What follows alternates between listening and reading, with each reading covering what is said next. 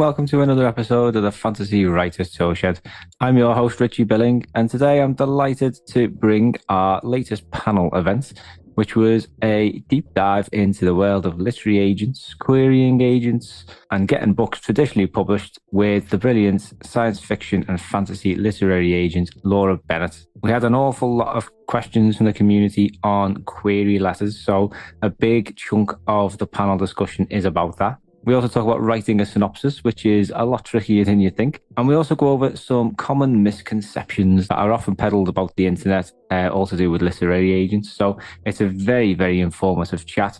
And if you're approaching the stage of querying an agent, it's definitely a must listen. Before we dive in, just a quick reminder to subscribe or follow the show if you don't want to miss any future episodes. And if you'd like to come to our next live panel event, you can only do so through our Discord community. So be sure to click the link in the description and you'll get a quick invite along with lots of other handy resources to do with creative writing and fantasy fiction. If you'd like us to do more episodes and keep on doing what we're doing at the minute, then your support is greatly appreciated. And you can do that by sharing this episode with anyone who you think may be interested, and also leaving us a quick rating or review on the likes of the Spotify mobile app or on iTunes.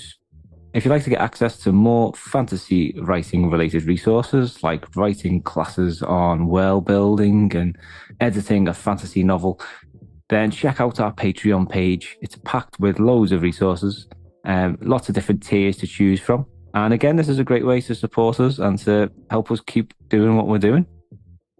Now it's time to get on with today's show, and I'm delighted to introduce Johnny and Lucy, two members from our community who join me on the panel, and of course the brilliant Laura Bennett from the Liverpool Literary Agency.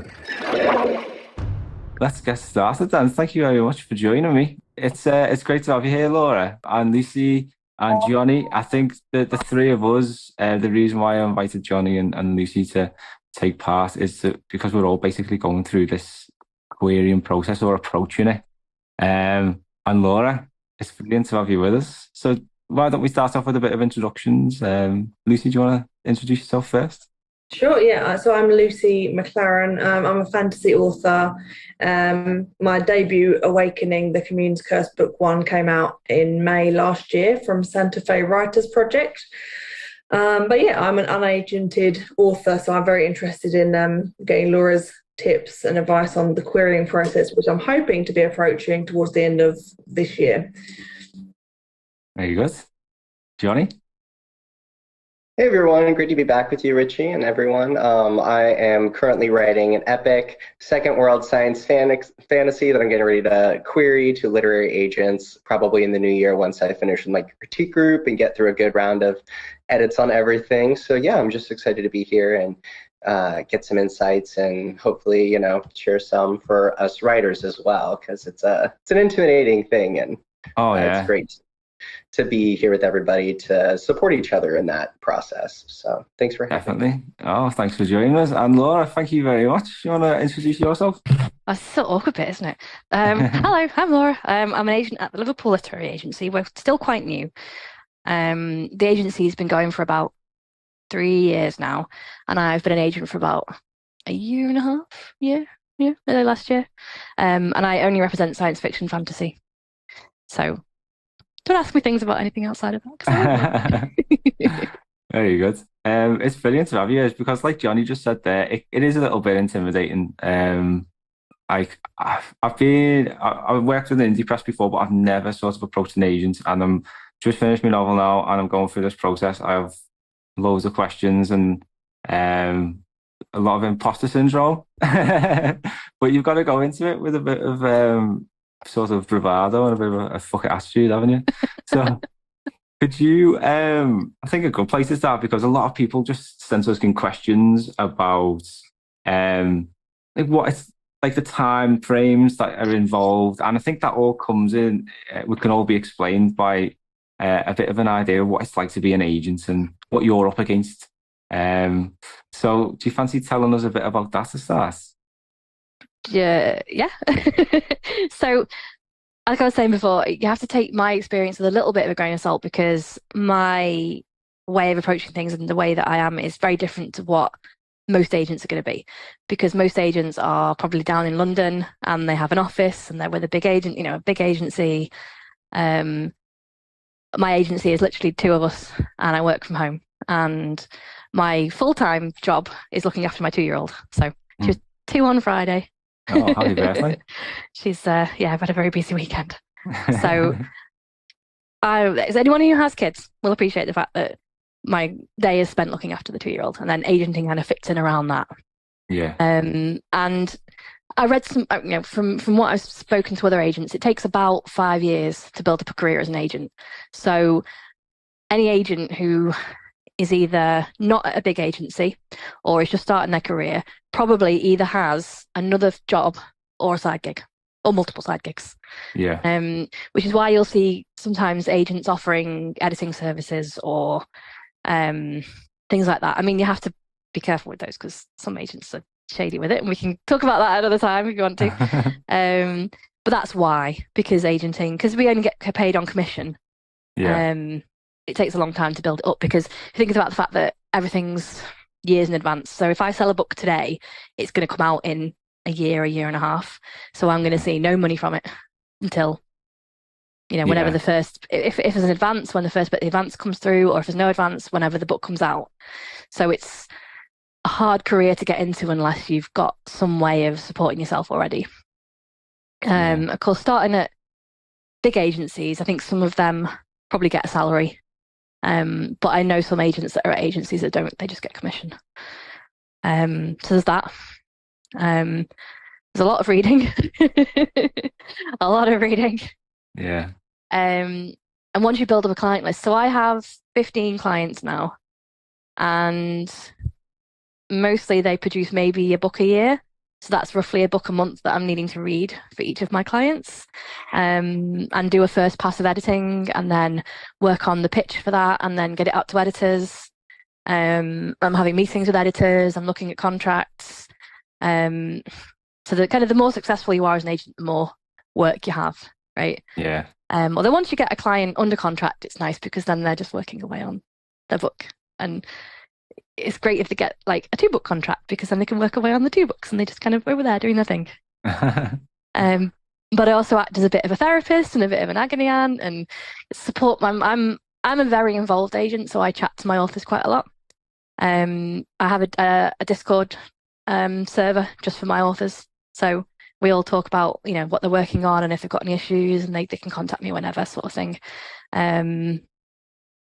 I think some agents probably aren't quite as hands-on as that, but I was explaining this to one of the editors I talked to recently, because I've grown up being in internet communities. So I've grown up being, I played Star Wars Galaxies, and then I played World of Warcraft, and then I played Knights of the Old Republic and ran a guild. So I'm very used to that online world and talking a lot to people online and having a relationship with people online. So to me, that's very natural to be chatting to somebody on Twitter or Discord or whatever. Yeah. And I'm very much, I like to be approachable. Like, one of my authors, she tweeted something about how now I get to see her being unhinged in emails, and she puts lots of exclamation points because she's not agonizing over every email that she sends me anymore. Which is how I prefer it to be. Like, I'd rather they like sent me 50 Discord messages with a million exclamation marks rather than be worried about what they were saying. Does that answer the question? I kind of get on a ramble about something. No, yeah, I think basically you get an idea of what it's like. You've got an awful lot of work to do and not a lot of time to do it. And I think that's going to be why people are concerned when they see there's a 6-month turnaround time for like a query. The other side of that as well is we have that as well. So I've sent out submissions to editors, and the shortest time is generally a month, 2 months. I've got books that have been out for a year and I still haven't got an answer from people. So it's a backlog as well. So if I've got a book out on submission and I get a similar book, I literally can't take it, because then I would be in competition with the book that I already have out, even if that book's been out for 6 months. Yeah, I think that's it takes us nicely onto querying, because this is where I think about 80% of the questions that we received was all about how to query an agent and what kind of things do agents like. So Johnny, I think you had some really good questions about the querying process? Do you want to? Yeah, I think something definitely that I just have done a lot of research and listened to several podcasts where they talk to a lot of different agents and just kind of humanizing them and like, don't be scared of agents. You're trying to find somebody to build a relationship with. So how do you suggest, what are some things that really stand out to you in the, either good or bad in queries that you see, like maybe some of the pitfalls that people tend to fall into, or, you just talked about one of your authors being more casual and like being able to show themselves in that. But obviously, you want to do that in your query and show them that, but you guys are humans too. So just kind of taking down that barrier. But what are some things that you really like when you see a good query? With a query, you want the agent to be able to get an idea of what is there quickly. So I like to have, this is how I always kind of suggest, and if, I'll send you a link later that I did like a blog sort of post on how to write a query letter on our website. So I'll find that for you guys at some point. But it's I like to have like what I call the marketing information first, which is what genre is it, what age is it, how many words is it, and what are the themes. Just quickly, and maybe your comp titles.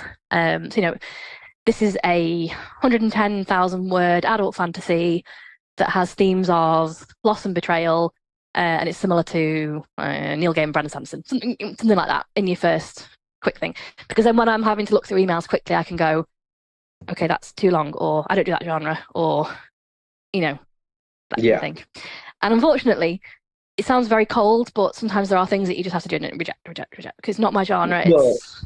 And that's important too for people, because it's not personal. Like they're never going to understand what your reasoning is, right? Because you might just have a book that's similar to on your list. So just not taking that rejection personally. Oh yeah, doesn't mean your work is bad. I think that's something good as authors to remember, because you probably don't know what the reasoning is behind it. So you can't. And the thing is, it's all very subjective as well. And what I don't get gripped by, someone else could find amazing.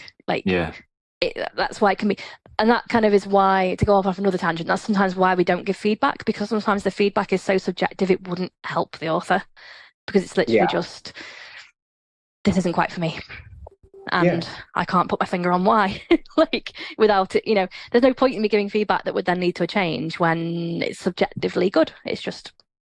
Also, I think it's good for us as writers to remember that this is all free work that you guys are doing. Like, you're not getting paid for any of this. So expecting a personalized response with like query feedback, it probably isn't.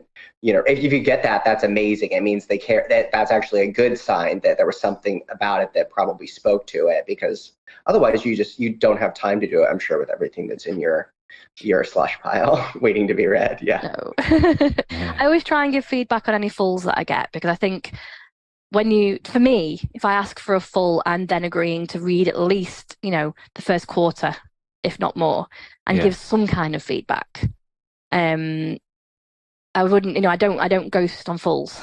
I think some people do, unfortunately. And unfortunately, you've requested of them, right? Yeah, I'm really slow right now. I've got like 3 fulls in my inbox that are staring at me every time I open my inbox, because I've just had a load of client work come up and toddler and everything, and but I will get to them and I will give them some feedback, and but I've been really stingy about asking for fulls this time round, because when I first opened for queries, I asked for too many fulls and just couldn't get through them all, whereas now I've been really has to really grab me. So like marketing information, a good blurb. You want a good blurb that tells you the character, the challenges, a little bit about the world, the kind of thing you'd have on the back of the book, right? And then an author bio. I like to know why the author has written this book, why this person has written this book. What do you connect with in the book? Tell me that. And I like to know a little bit about the person, what it doesn't have to be loads, but maybe what job you do, maybe a little bit about your background, that kind of thing. I suppose it's a partnership, isn't it? You want to learn about that person as much as about the book. Be able to work with each other. Yeah. Lucy, have you got any questions on querying? I think, well, you've already covered basically what would be an instant yes or no. I think it sounds like it's quite instinctual for you? Like when you read something, you know whether it's going to be a possible yes or like an instant no. I remember reading about writing trends and people following those versus writing the story they want to. And I don't know whether this is more personal to agents, but whether you could comment on how important writing trends are, like following trends, whether that's even possible, because like you said, the publishing process is so slow that by the time a book actually comes out, that trend may have passed. But yeah, is that something that you look for at all when you get queries in?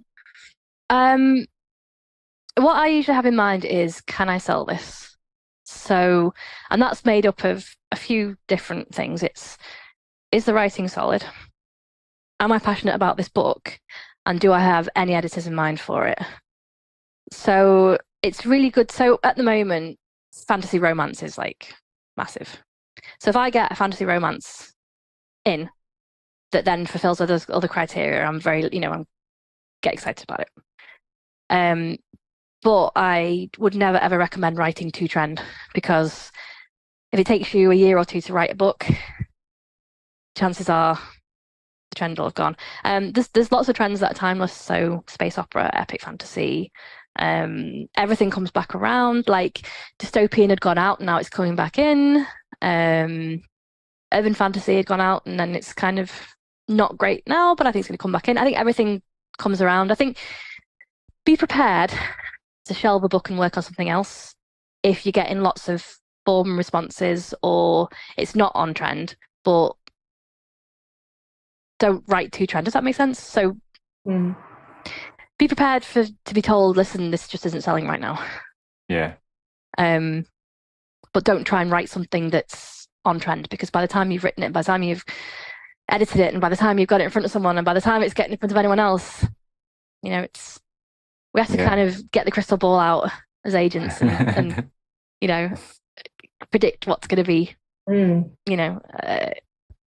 I get a lot, because I get a lot of my information when I'm talking to editors, so I have quite frequent meetings with editors, and I have catch-up meetings with editors and say, okay, what are you looking for at the moment? And find that out, and then kind of go from there. So, and when I'm looking through queries and things, I kind of have in the back of my head, okay, what's big right now? But I also think, what could be big? Yeah. What's just so good that it doesn't matter if it's not big right now? Yeah. I've got some, and I think editors are looking for the next big thing as well. And that's one problem with traditional publishing, with big publishers, is they need to be ready to embrace something that isn't big right now, but they could help make it big. Yeah. And I think that's happened. I think that's happened with Iron Widow. It happened with Legends and Lattes. It happened with the Book Eaters. None of those were like on trend. Legends and Lattes has made cozy fantasy go whoop. So don't write to trend, but you can't ignore the market. But also, it has to be the book. It has to be the story that you want to tell, right? Because if you're not passionate about it, you're going to write a crap book, aren't you? I don't know how you could write 100,000 words or something that you went into as well. Yeah, well, when you said fantasy romance, I was like, God, no, I could never write that. Like, it's just not my thing. It makes me want to cringe and like implode on the spot. I just can't write that kind of stuff. So yeah, I think it probably would come across in a writer's voice if they're trying to force something that's not right for them. Yeah. And there's loads of stuff that's people are looking for parent-child relationships. They're looking for because The Last of Us has taken off. There's people looking for sibling relationships. People are looking for I want to see all of the LGBTQ spectrum. So I want to see some ace people. I want to see some aromantic people. You want to have all of it. So that's great news for my story. But I did sort of have a specific question that I'm dealing with that I kind of would love a little perspective on. So mine's going to be a long series, right? But I know that if you put in your book that it's hi, I have 9 books, it's just hard to sell. It's impossible to sell to anybody. But then they want these big things. Do you know what I mean? It's sort of we would say a catch-22. You can't win one, because it's they want these epic series that they could turn into television shows and movies and video games and make all that sub rights money and IP money on, but they don't want to pick it up at the beginning, which I get, it's like a risk reward thing. So how do you do that? Like, it's not going to change what I'm writing. It just means it's going to be harder for me to find the right agent for it and the right publisher. I've had this come up. So I do agent one-to-ones where people basically pay to come and chat to me and whatever. And this has come up a lot. Because what the two most common things that comes up in fantasy and sci-fi is series and massive chunky books. And they're two things that aren't selling right now. With a series, my advice is either make the first one what we call a standalone with series potential. Yeah. So make the first one able to stand on its own with an ending, but the potential to carry on. Or go away and write another book, sell that, and then sell your big epic 9-book series once you've got a foot in the door. Both things are hard, and you could package a trilogy though, right? Like, that's kind of a middle ground between that. Like, you could at the moment, duologies are the big thing. Okay. Because you're much more likely to get like a 2-book deal than a 3-book deal, and you're more likely to get. Yeah. It's really hard to get a 3-book or above deal right now. I think from a business perspective as well, I think Adrian Tchaikovsky said it doesn't matter who you are, unless you're probably Brandon Sanderson. Like a series of books, the readership is just going to drop and drop and drop. Yeah. So the longer the series, it just seems like a bit of you're not going to make any money on it. Yeah. Well, one of the editors gave me a good thing, which was they like a series that is connected books. So like Discworld, where they're all... Yeah. You can start anywhere in the series. Like a shared universe. Like a shared universe. That's one way to do it. Yeah, multiverse. Because if you walk into a bookshop and they've got book 4, but not book 2, but it doesn't matter because you can start anywhere, you'll pick it up. Whereas if you go into a bookshop and they've only got book 4 and none of the others, you're going to be like, nice. Keep it flexible. I guess I'll go to Amazon, or, whatever. So once you get a foot in the door and you're established, then you get the big series. Yeah. If you lay Bardugo with your £10 million book deal, it's it's really hard. It's hard to sell a series right now. I don't mind an upstream swim, so maybe I'm for punishment. But you mentioned word counts there, Laura. I was wondering what is a sort of, especially for like new authors, what is a good word count for people to sort of keep in mind? So keep in mind, I only do YA and adult. So YA, you don't want to go too much, depending on so you can have like teen YA. I wouldn't go above about 80 to 90,000. If it's kind of in the crossover space, you're looking at about 100,000. And then adult, for me, once you get to 120, if you go over that, I'll start going, Yeah. I was once quoted this by an editor that 140 was their cut-off point because after 140, it got too expensive to print. Yeah. So they wouldn't really take on debut authors over 140 because then the cost to, ratios just got completely they couldn't do it. Would that come down now, do you think, that like all printing costs have gone up? Well, possibly, yeah. And even for ebooks as well, because it's the editing time as well. Because if you've got an editor, they can edit 2 80,000 word books in the space of time, Urban fantasy, yeah. I mean, because space opera and epic fantasy need so much world building in, you can get away with more. But if it's like our world with a twist, then a little bit less, I would say.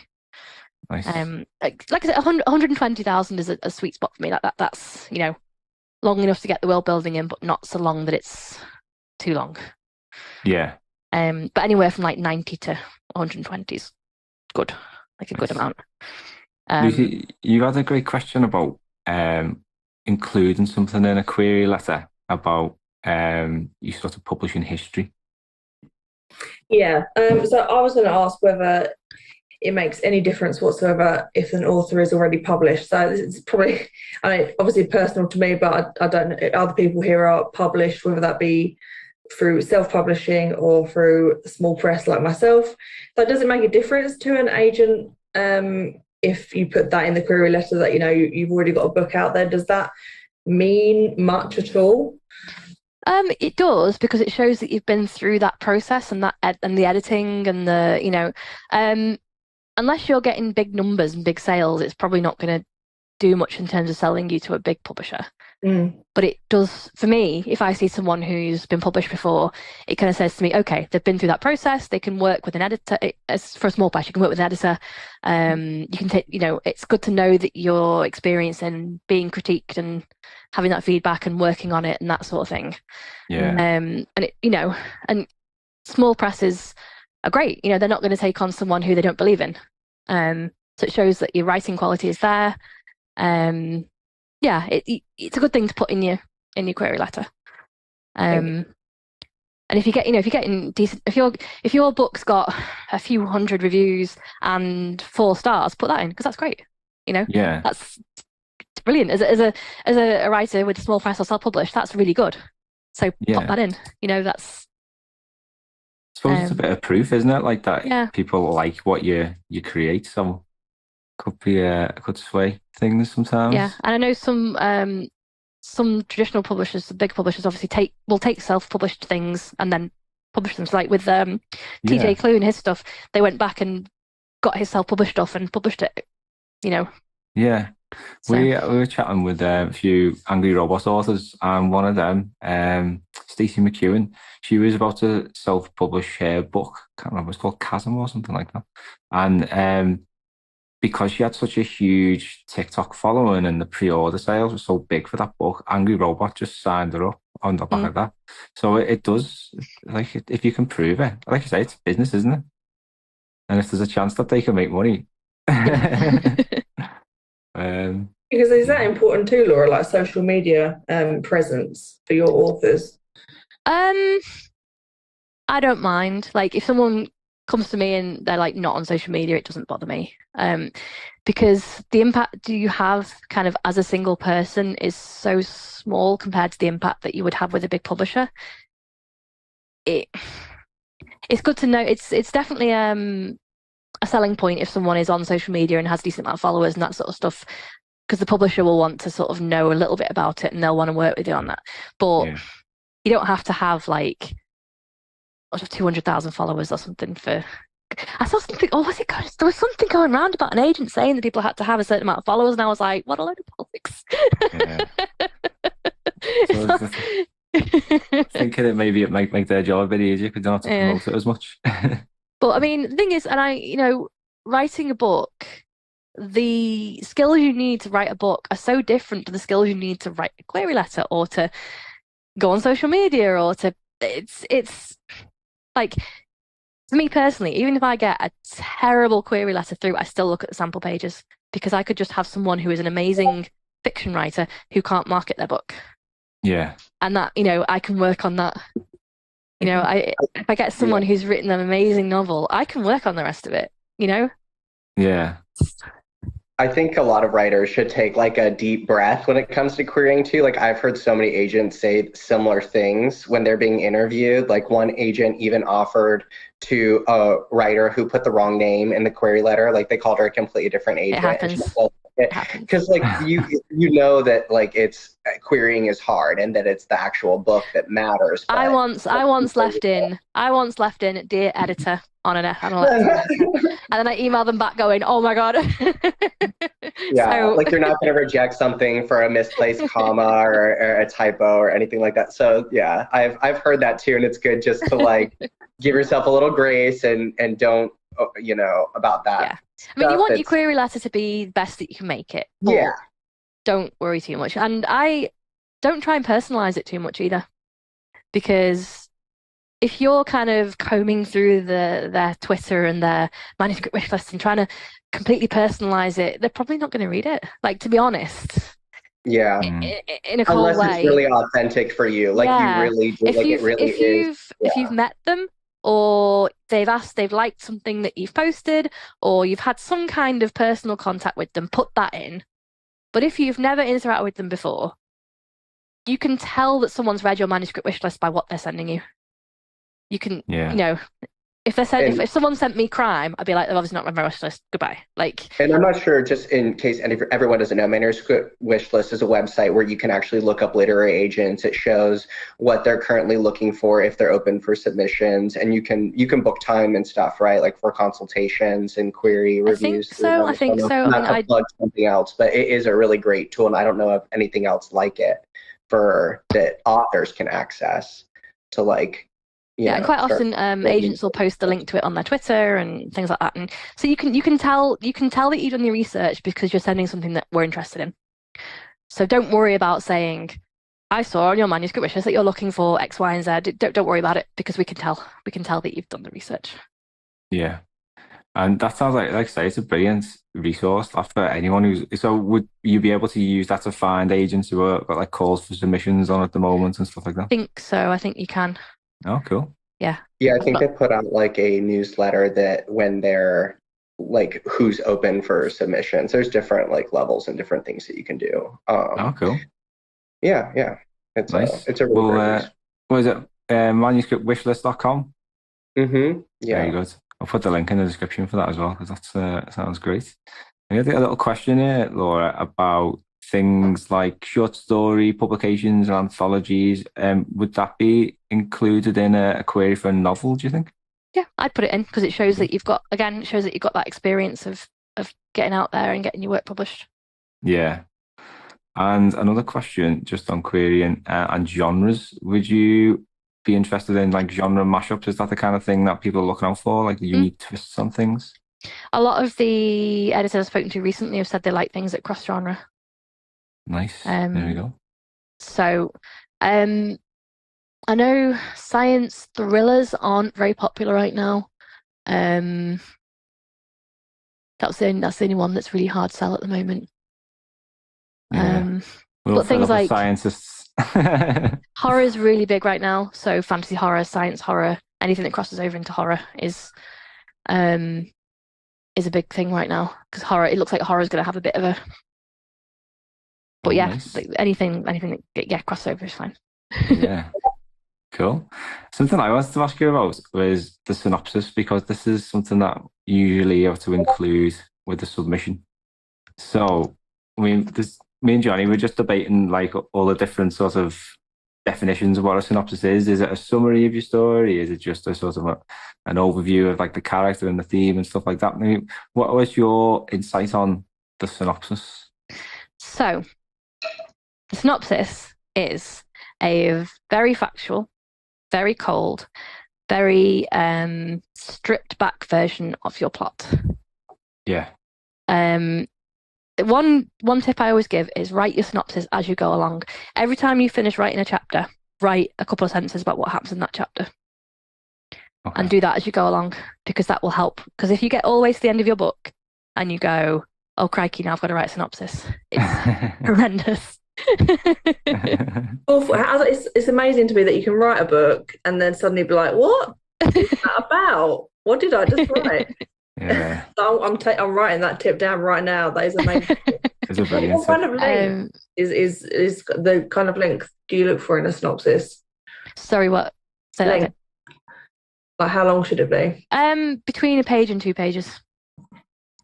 Nice. About, depending on how long your book is and how many twists there are in the plot. It's like a simple one, because you'll see some people say, I want a 1-page synopsis. Just check the guide, always check the guidelines,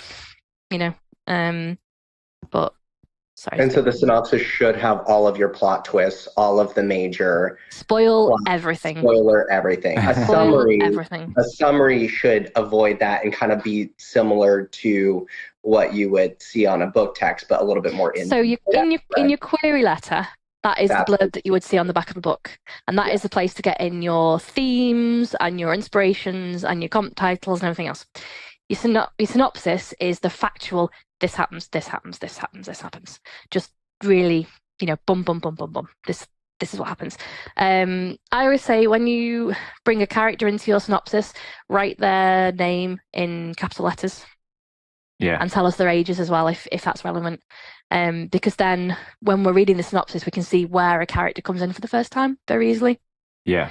And it just makes it a little bit easier to read for us. Yeah, because your blurb in the query letter, you shouldn't really mention more than maybe one or two characters. Yeah. And then your synopsis, you can mention like all the main characters. Nice.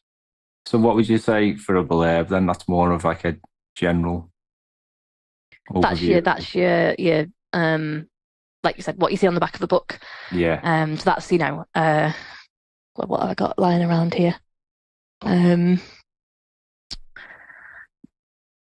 I've heard a good formula to use while you look. It's like character wants X but can't because of Y, and therefore Z happens. Like that's kind of a good basic formula to use. And that shouldn't be more than 2 or 3 paragraphs. Nice. Synopsis, put in spoilers, blurb, no spoilers. Yeah. The blurb is, imagine someone's picking up the book and reading the back of the book. So if you spoil your twist, they'll be like, oh, I'm not reading that one. Yeah. Like watching the trailer for a film, though.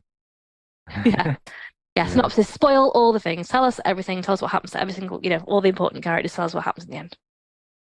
Nice. That's a really good tip. We mentioned a couple of things there. Manuscript wish list, and someone's just mentioned query manager as well. Are there any other good tips you've got for finding an agent or seeing who's looking for submissions? It used to be go on Twitter, but Twitter kind of has gone now. There are still a lot of agents and editors on Twitter. There's still like quite a lot of us using it. Is it Publishers Marketplace? Let me double check that. Yeah, I think that's correct. Yeah, Publishers Marketplace. So you do have to pay to get like the premium stuff, but I think you can get so much of it free, and that you can look up editors and agents, and you can see what deals are being made and things like that. Oh, cool. So when it might be, if you can afford it, and if you want to, it might be worth signing up to it for the minimum time, and then you can literally search by deal makers. You can put in like fantasy top deals, and you can see which agents have sold to editors.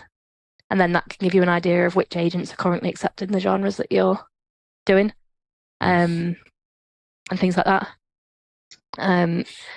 UK agents don't use it as much as US ones. US publishers tend to use it more. There's the bookseller as well, but again, that's a paid subscription because everything's paid. I think you can get like so many articles a month for free, so you can look at what rights are being sold. So look for like similar things to yours, and that'll give you an idea of what agents to go for. Oh, cool. You mentioned the US there. I mean, if you queried an agent in the US, would they cover you for UK markets as well? Because I've seen a few people who've got like agents for different countries and stuff like that. Yeah. So we tend to sell. So big agencies have people in house that do like translation rights and TV and film rights. We have like partnerships with other people that do it, but it's generally you sell world rights. It doesn't really matter where you are like anymore. It used to, but nowadays, thankfully, everything's kind of gone online, and doesn't really matter where you are. Well, one of my writers is in Germany, another one's in America, so it doesn't really matter. It's like a global in the industry now, isn't it? Yeah, I think most agents are either in the UK or the US. Maybe some in Canada and Australia, but I think quite a lot are in. Because of the way the publishing industry works in these countries, this is where the big publishers are. So, yeah, we've had a question here. Do you think it's worthwhile querying agents in your country or people based in other countries, or does it not matter? Like I don't think it matters. I mean, it's nice to have one in your country because you're more likely to be able to see them in person, and I think as well it depends on your voice as well. Because I have some of my authors have got quite English voices in their work, if that makes sense. Like their books are set in England, their characters are English. Yeah. I'm probably going to go to a UK publisher first because it's that kind of book. Yeah. So if you've written quite a local book, does that make sense? If you've written like you're more likely to get an agent who gets that. Like, yeah. I think another question that a lot of people have asked is about the kind of terms that you would strike up with an agent. And I think when we had a chat about this on the podcast, there was something that I didn't know about, which I found really interesting, is that when you work with an agent, is it just for a particular book that they get a percentage of the sales relating to that book, but not like, say, if you self-published another book, you wouldn't, that would be treated as like a separate thing. So could you tell us a bit about like how contracts and agreements are usually structured?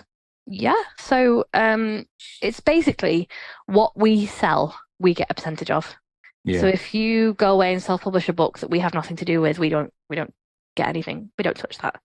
I know some of our writers self-publish as well. They tend to do it under a different name, just so it's not kind of confusing the waters. Although, like, publish, they might publish self-publish crime, and they've gone out on submission with a fantasy. Because it's just a bit of money, isn't it? Because writing's hard to make a livable career. So if you can go and self-publish a few, say, a quick books, I don't want to. Because self-publishing is hard, but you might, you can do something that's a bit off-trend, or you can bash out like, a romance that's only 50,000 words long or whatever, something short, or novellas, or, something that you can sell for whatever, while you're on submission for a year, it's a bit of money coming in. Definitely, and we wouldn't touch that. Nice. What kind of a percentage do you usually negotiate, or does it vary? I'm going to get this wrong if I do it from memory. I think it's 15% for. I'm going to look at the contract and have a look, and I will tell you exactly what it is. Yeah. I've heard 15% is pretty standard. Yeah. For the industry. Yeah, off the top of my head, that's what it is. But I will actually take the time to get the contract up and tell you for certain.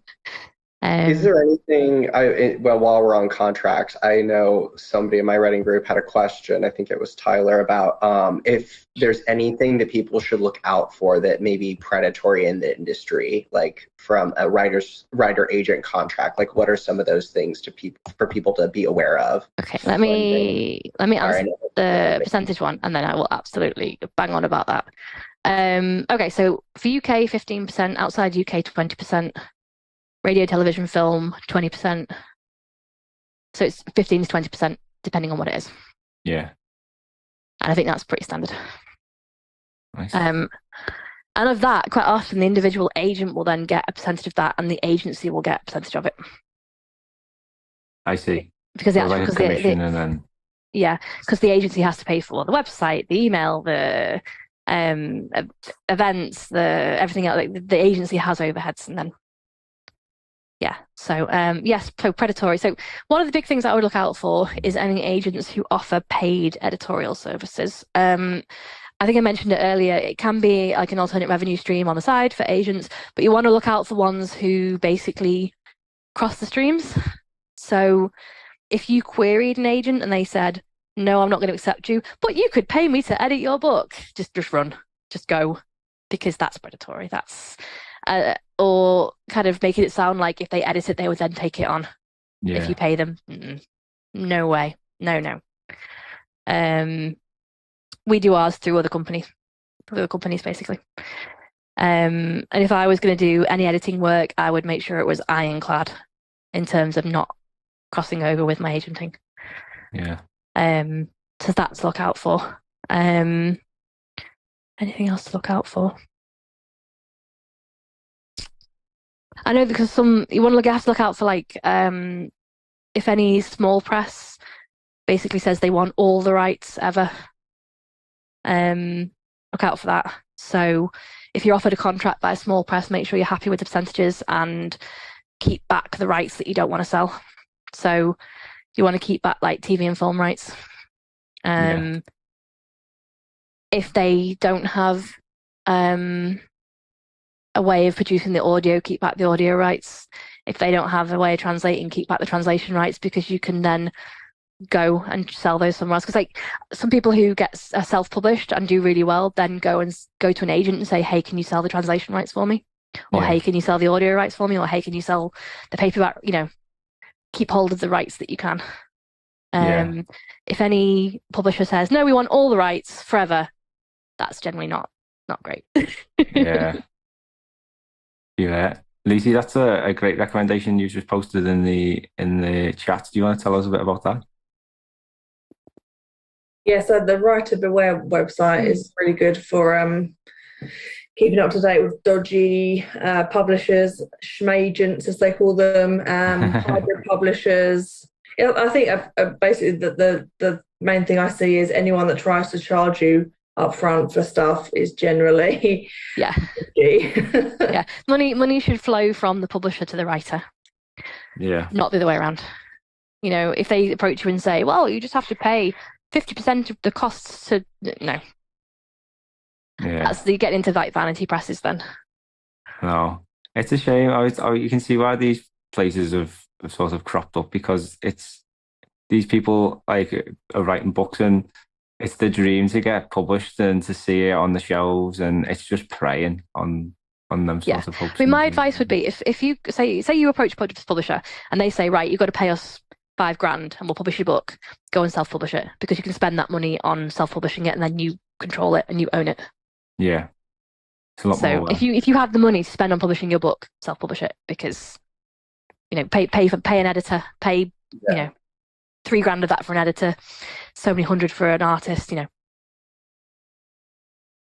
And if you are able to afford it, it's not a bad idea to, utilize those services and pay for an agent to review your query letter. It's great to get somebody who does it every day to give you that feedback, and that's something you're seeking out. So I wouldn't be wary of those things, of investing in that if that's something you're really serious about. I think the two companies we use are Jericho Writers and I Am in Print, and they're both very good. They have all kinds of paid services for writers.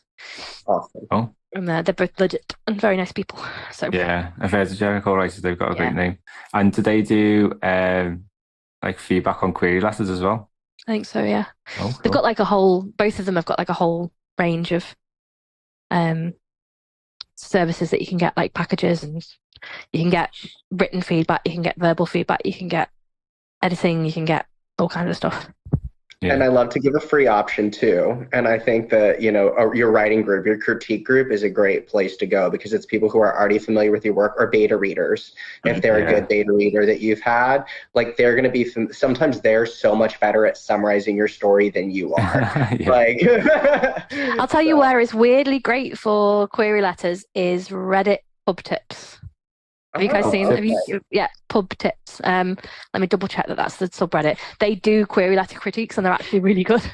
Oh, that's awesome. Yeah. We love a free resource around here too, right? I think it is just r/pub tips. Because I sometimes post on there. If I have time, sometimes I have a quick look at the query letters and comment on it myself. They want me to do an AMA at some point. They asked me to do an AMA, and I was like, wait until I sign my first contract, and then I will come and do one, because then I will feel like a proper agent. So I may pop up on there doing an Ask Me Anything at some point. Nice. But they do you can post your query letter and people will critique it and give good, and the advice that I've seen on there has been good. Yeah. So. Nice. Very good. That's awesome. Yeah. I'm not sure if anyone else has any other questions for Laura, but I think that's everything that I've got listed from everybody. Lucy, Johnny, any more questions? Not that I can think of. No. Yeah. Very comprehensive chat, Laura. Thank you so much. Yeah. How can we find out a bit more about you, Laura? Well, what do you want to know? Well, about the agency, if anyone wanted to query, have you got any submission calls coming up anytime soon? No. Sorry. Claire and I are both swamped. I don't think, if I reopen, it's going to be late in the year, I think. Because I'm just like... because my toddler, I used to get about an hour a day. Well, she's actually started napping again now, because she stopped napping, and then I had like no time, and we put her in nursery one morning a week, so I'm just about managing to catch up with things now. Claire has 2 children and a part-time job and as an agent. We just have like no time. Hopefully later in the year we'll reopen at some point. Follow on Twitter. I think you usually post a calls for submissions on Twitter, don't you? Claire only accepts writers from the north of England unless it's through agent one-to-ones or something that she's asked for. I take writers from anywhere in the UK. Awesome. When we reopen. There you go. And then I'll take people from outside the UK if it's someone that I've asked for. Nice. Just because literally we have to just keep our submissions small because there's two of us and you can only read so much. Definitely quickly get out of hand. And Lucy, Johnny, thank you so much for taking part. How can we find a bit about you two as well? Thank you. It's been really interesting chat, Laura. Thank you for your time.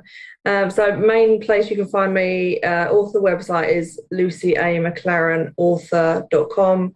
And main place I'm using at the moment is Instagram because Twitter is, terrible. So it's Lucy_A_McLaren. Nice. Johnny?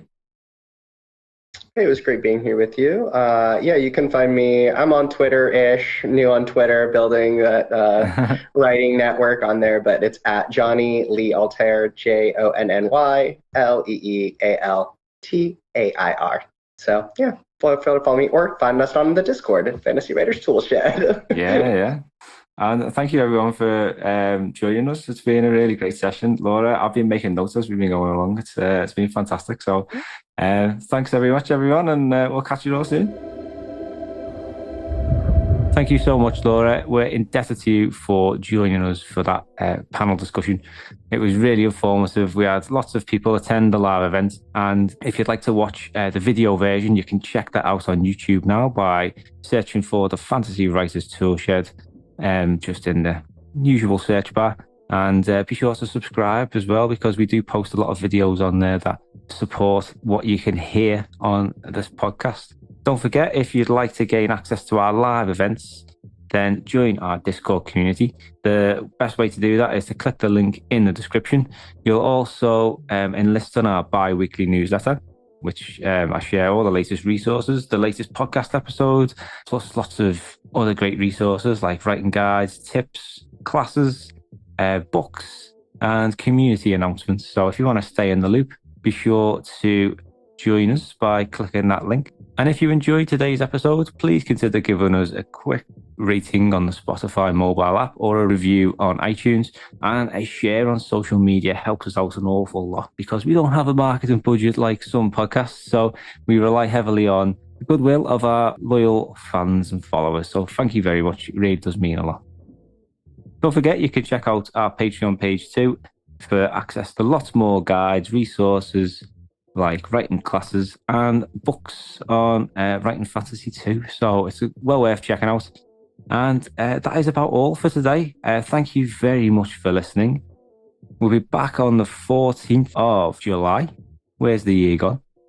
With a brand new episode. And it's going to be an author interview with a very talented individual. I'm not going to say any more than that, but I think you may have enjoyed his books in the past, and he's got a lot of insights to share. So be sure to stick around, and until then, keep on scribbling.